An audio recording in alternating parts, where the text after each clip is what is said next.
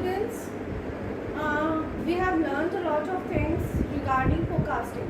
Okay, forecasting क्या होता है, forecasting के क्या क्या features हैं, क्या object है, what is the importance of forecasting.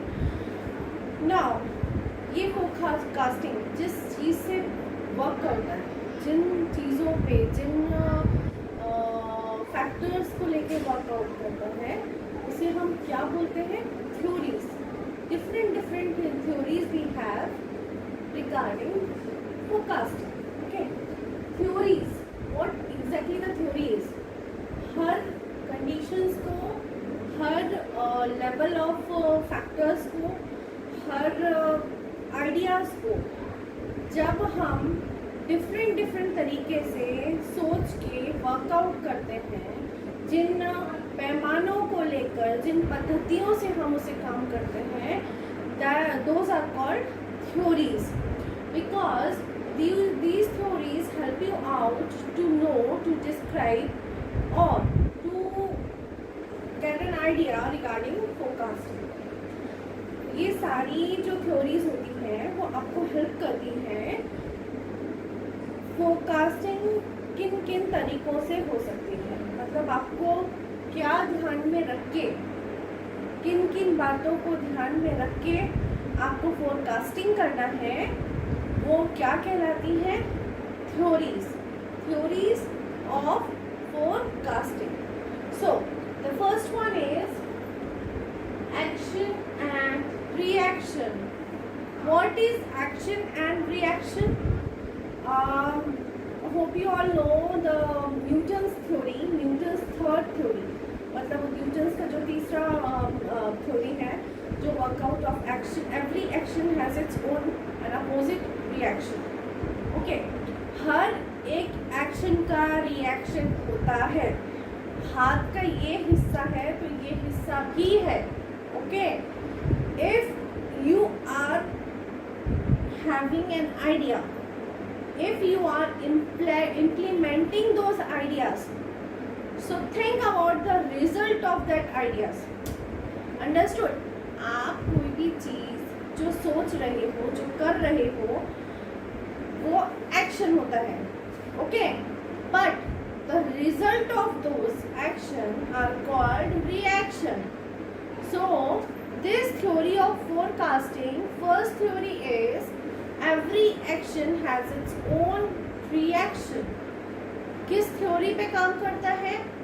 ये पहली थ्योरी होती है कि जहाँ आप ये ध्यान में रख के अपने फ्यूचर की फोरकास्टिंग करते हो, अपने बिजनेस की फोरकास्टिंग करते हो, अपने फाइनेंस की फोरकास्टिंग करते हो, ये ध्यान में रख के कि हमारा जो भी फोरकास्टिंग आइडिया है, that is our action, but what will be the outcome of that action. उसका एक्शन का आउटकम क्या है, रिजल्ट क्या है? रिजल्ट है रिएक्शन. ओके, तो क्या होगा? Whether it may be positive, whether it may be negative, nobody knows what the reaction is. So the first theory which is working on forecasting is action and reaction. If you are having an action, if you are having an idea, so think about, first confirm, implement those and wait for the result. Wait for the result. जैसे for example पहले TVs बनते थे, television, वो डब्बे में Samsung platinum या ओनिडा का television आता था बॉक्स स्टाइल में. सो तब लोगों ने बहुत डब्बे का है, रेट्स भी ठीक है, हर किसी के घर में नहीं रहता था, उस हिसाब से रेट्स रखे थे. धीरे धीरे टेलीविज़न के रेट्स क्या हुए, कम हो गए. Everybody is having the television. Then what idea comes out कि टेलीविज़न तो कम हो गए हैं, we have to increase the ideas and modification of television. Now we will expand the television from that base to LED, LCD and wall mounted television. Okay, so the idea which we have forecasted हमने जो forecast किया था, जो idea television को लेके, उसका reaction क्या हुआ? Demand of LCDs, LEDs, that wall mounted television बहुत सारे हैं। आज तो लोगों का आई थिंक 150 और 90 इंचेस और 95 इंचेस के टीवी टेलीविजन लगे हुए हैं, that costing in lakhs, whatever it may be. तो आइडिया क्या रहा कि हम टेलीविजन को मॉडिफाई करेंगे। आइडिया कभी तो सोचा गया होगा, और जब इम्प्लीमेंट किया तो वो उसका फ्यूचर इम्प्लीमेंटेशन हुआ, वो क्या हुआ? Action, correct. सो एक्शन ये रहा, और रिजल्ट क्या रहा कि हाँ डिमांड इंक्रीज हुई, बट उसमें एक और चीज साथ में ऐड हुई, everybody still is not capable to buy that LCDs, wall mounted televisions, everybody is not। आज बहुत सारी लोकल कंपनीज हो गई हैं जो कम रेट्स में बना दें, but if you are going or if you are thinking to purchase a hi-fi or a well company का प्रोडक्ट होना चाहिए कोई अच्छी, तो इट्स क्वाइट कॉस्टली, ठीक है। तो ये एक्शन और रिएक्शन होता है। तो हमें क्या फोरकास्ट करना चाहिए था कि हम एक नॉर्मल फैमिली से लेकर हाई फाई फैमिली तक हम ये प्राइसिंग करें। ये हुआ, अब धीरे धीरे everybody is having these types of television, but forecasting करनी पड़ी ना। सो दैट इज उन्होंने किस पे वर्कआउट किया? एक्शन एंड रिएक्शन थ्योरी पे, ठीक है। Next theory is time lag and sequence. Time lag and sequence theory. So, what is time lag and sequence theory? Time lag, it means the theory which is working on time, it is taking such time to react. आप कोई भी theory इस theory पे अगर workout करोगे तो इसके हिसाब से आप जिस थ्योरी को फोरकास्ट कर रहे हो उसमें किसी भी चीज को रिएक्ट करने के लिए समय लगता है, बिल्कुल लगता है, क्वाइट नेचुरल है। जैसे Reynolds, for example Reynolds pen जब आया तो कंपनी वालों ने इसको लॉन्च करने से पहले इसका बहुत सारा एडवर्टाइज किया, बहुत अच्छे से एडवर्टाइज किया, फ्लो ऑफ हैंड राइटिंग के हिसाब से किया, लुक्स के हिसाब से किया, that white pen and blue cap आज भी वो फेमस है। तो रेनॉल्ड्स पेन की बहुत सारा पहले एडवर्टाइज हुआ, but it takes time to launch, it takes time to get order. Production order में वृद्धि कब हुई? समय थोड़ा रुक कर हुई, उसमें एक समय लगा। तो जो एडवर्टाइजमेंट से लेकर प्रोडक्शन तक के बीच का समय हुआ, वो थ्योरी ने किस पे काम किया? Time lag and sequence theory पे। बिकॉज डोंट थिंक कि आज का आपका आइडिया कल वर्क कर जाएगा। Don't ever try to think कि आज की आपकी फोरकास्टिंग कल ही इम्प्लीमेंट हो जाएगी। It takes time to implement, it takes time to get generated, it takes time to gives you profit. So ये जो टाइम लैग और सीक्वेंस थ्योरी होती है, ये क्या करती है? आपके इम्प्लीमेंटिंग फोरकास्टिंग को समय देती है किस चीज़ में? सक्सेसफुल होने में, इम्प्लीमेंट होने में, ठीक है। तो the third one is cross cut sequence. Cross cut से मतलब क्या हुआ? क्रॉस कट और सीक्वेंस थ्योरी मतलब लोगों की धारणा होती है कि हिस्ट्री रिपीट्स होते हैं ना, हिस्ट्री रिपीट होती है, तो किसी भी बिजनेस की कोई हिस्ट्री होगी वो भी रिपीट होगी। बोलते हैं in a natural way, we use to say in a family also कि भाई तुम देख लो, ऐसा नहीं तो इतिहास तो दोहराया जाता है। तो इतिहास दोहराया जाना, इट मीन्स हिस्ट्री रिपीट होना। बट क्रॉस कट थ्योरी इस पे वर्कआउट नहीं करती है। क्रॉस कट थ्योरी के हिसाब से जो फोरकास्टिंग होती है वो ये होती है कि हमें पास्ट का कुछ मतलब नहीं है। It means we don't or we least bother about the past. What happened in the past, that is past. So उनकी ये धारणा है कि अब हमें नया सोचना है कि फ्यूचर में क्या होगा. जो पास्ट में हुआ है वो हमारे ज़रूरी नहीं है कि वो फ्यूचर में हो. ये भी सही है भाई, जो आपका हुआ है उससे आपने एक्सपीरियंस लिया. अब आप उस एक्सपीरियंस से कोशिश करोगे कि आप हिस्ट्री को रिपीट ना होने दो.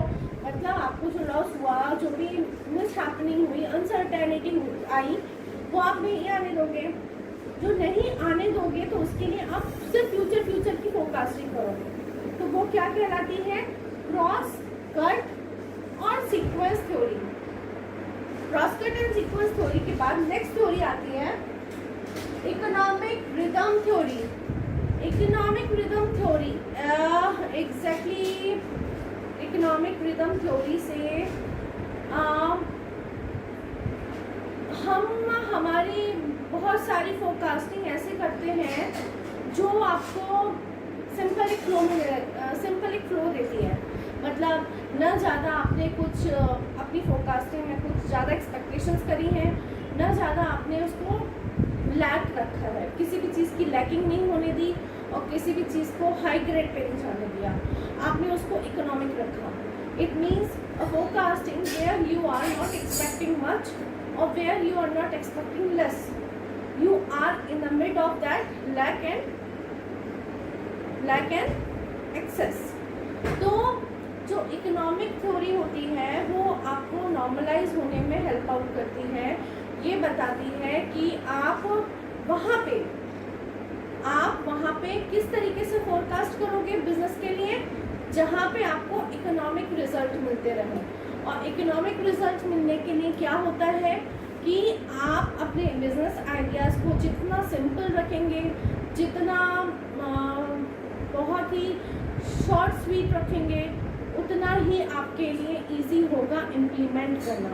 सो forecasting is also as important as to be short when you have an idea, not to get some high expectation or not to having less expectations. Okay, now the next is specific historical analogy. Historical analogy मतलब क्या हुआ? History, historical से ही आपको क्या clear होता है? It's just simply a history. It means जो आपकी पास्ट पे वर्कआउट करती है. तो वो फोरकास्टिंग जो आपके पास्ट को ध्यान में रखकर बनाई जाए. लाइक अगर मैं बोलूँ कि हिस्ट्री रिपीट हो सकती है, if history comes out in future also, मान लो आ ही गया तो जो पास्ट को ध्यान में रखकर थ्योरी बनाई जाती है, जो पास्ट को आपके बीते हुए समय को लेकर आपके आने वाले कल की फोरकास्टिंग की जाती है, वो फोरकास्टिंग वर्क किस पे करती है, किस थ्योरी पे वर्क करती है? Specific historical analogy. So these are the theories. First one is action and reaction, time lag sequence, cross cut sequence, economic rhythm, specific historical analogy. So these are the theories where you